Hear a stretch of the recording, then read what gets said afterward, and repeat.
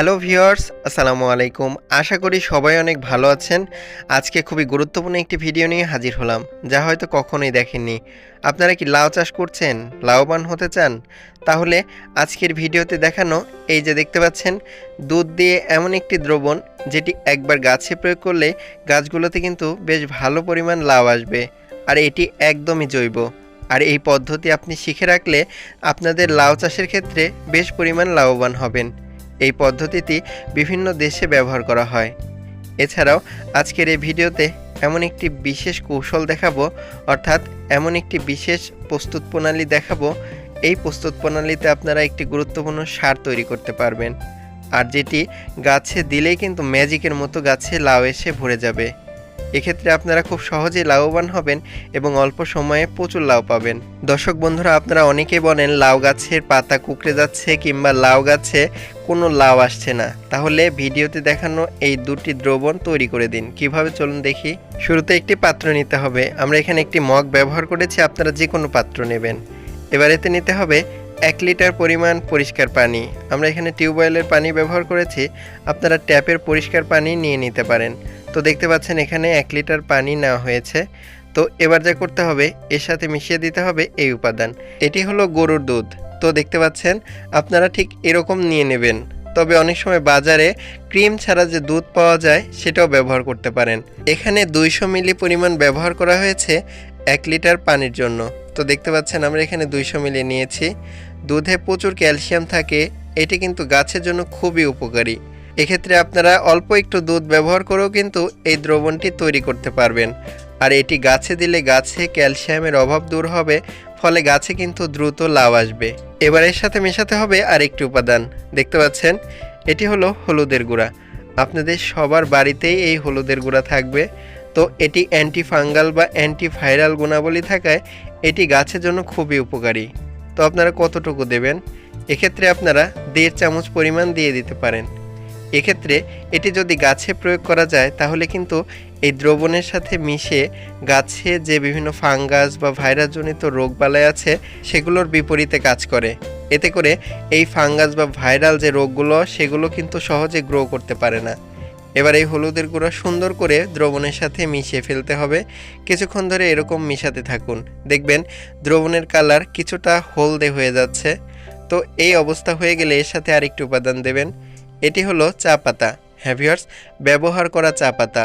চা পাতা ব্যবহার করার পর ফেলে দেন, না ফেলে এটি খুব সুন্দর করে ধুয়ে রোদে শুকিয়ে রাখতে পারেন।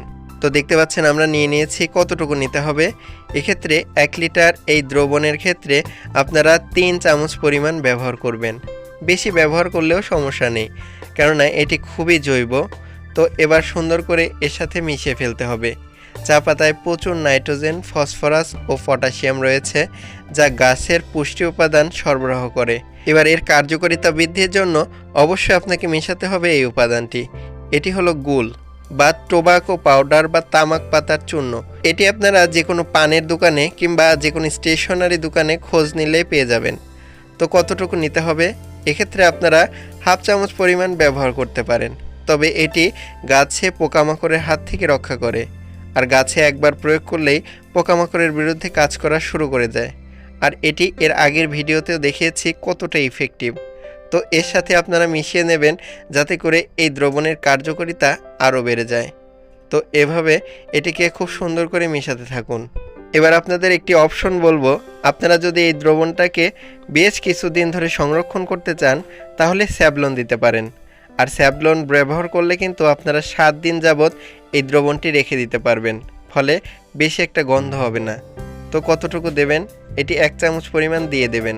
এটি অ্যান্টিসেপটিক হিসেবে কাজ করে, যাতে এই দ্রবণটা সহজে নষ্ট হবে না। তো এটা দিয়ে খুব সুন্দর করে নাড়াচাড়া করে রাখতে হবে। এবার এই দ্রবণটাকে 1 দিনের জন্য একটি জায়গায় রেখে দিতে হবে। 1 দিন পর দেখতে পাচ্ছেন দ্রবণের কালারটা আরেকটু গাঢ় হবে। এবার খুব সুন্দর করে নাড়াচাড়া করে নিতে হবে। এবার নাড়াচাড়া হয়ে গেলে এটাকে ছেঁকে নিতে হবে। এই জন্য আমরা আরেকটি মগে সুন্দর করে একটি ছাঁকনি দিয়ে ছেঁকে নিচ্ছি। আর এটি যেহেতু আপনারা স্প্রে করে প্রয়োগ করতে পারবেন, সেজন্য অবশ্যই ঠিক এভাবে ছেঁকে ব্যবহার করবেন, যাতে করে নজেলে আটকে যাবে না। কিংবা আপনারা যদি গাছের গোড়ায় দিতে চান তাহলে না ছেঁকে সরাসরি গাছের গোড়ায় দিতে পারেন। দেখবেন খুব ভালো কাজ করছে।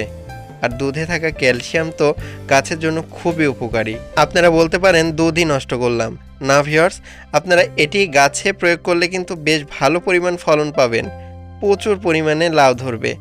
আর এই পদ্ধতি সারা পৃথিবীতে ব্যবহার করে। এটি নিয়মিত গাছের গোড়ায় 7 দিন পর পর দিতে পারেন কিংবা স্প্রে করতে পারেন। এবার দ্বিতীয় এই দ্রবণটি তৈরি করে দেখুন। শুরুতে একটি বালতি নিতে হবে কিংবা বড় একটি পাত্র নিয়ে নিতে হবে। এবার নিতে হবে একটি গুরুত্বপূর্ণ উপাদান, এটি হলো সরিষা খোল।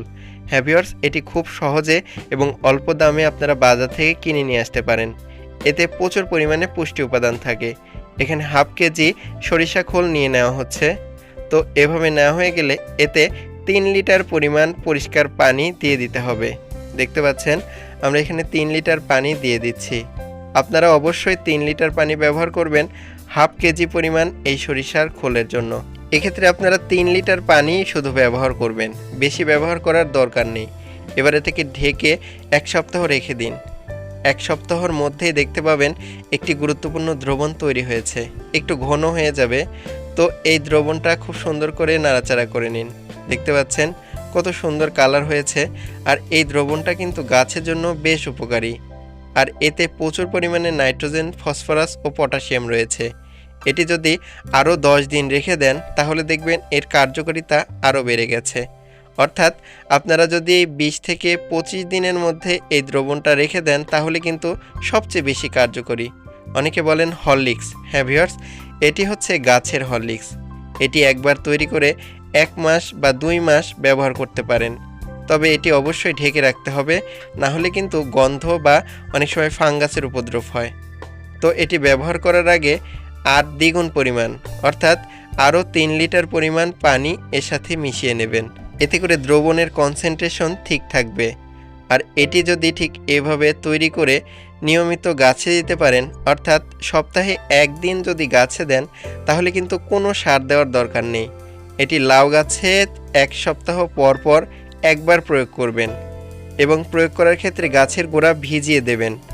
আর এই খুবই গুরুত্বপূর্ণ লাউ গাছের জন্য বা যে কোনো গাছের জন্য হরলিক্স তৈরি হয়ে গেল। ধন্যবাদ।